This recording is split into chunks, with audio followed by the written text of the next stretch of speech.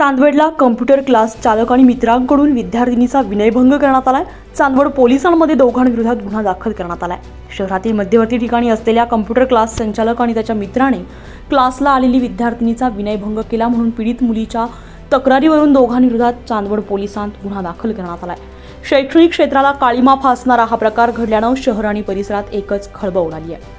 दरम्यान चांदवड बस स्थानकासमोर असलेल्या रेणुका कॉम्प्लेक्स येथील पहिल्या मजल्यावरील युनिकॉर्न कम्प्युटरचा संचालक शोएब ताहिर नाईक वय वर्ष 31 राहणार चिंचवण चांदवड, विशाल गोविंद जाधव वय वर्ष 33 राहणार संताजी संकुल सोमवारपेठ चांदवड या दोघांनी ऑगस्ट 2024 ते 17 सप्टेंबर 2024 दरम्यान वेळोवेळी आपसात इशाऱ्याने संगनमत करून या मुलीला लज्जा उत्पन्न होईल अशा प्रकारे हाताला, मांडीला, छातीला अवांछित स्पर्श करून तिचा विनयभंग केला असता पीडितीने त्याला विरोध केला असता तू टेन्शन घेऊ नको, आम्ही हे कोणाला सांगणार नाही, विशाल्याच्या फ्लॅटवर एकटी ये, तुला सगळं समजावून सांगतो असं म्हणाले।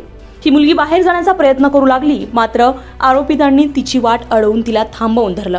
त्यानंतर ती क्लासमध्ये गेली असता तिला ऐकू येईल असे रोमॅन्टिक गाणे लावून गाणे म्हणून तिला लज्जा उत्पन्न होईल असे हावभाव केले, तसेच रस्त्याने पाठलाग करून आवाज देतात अशी तक्रार चांदवड पोलिसांनी तिने दिल्यामुळे गुन्हा दाखल करण्यात आला।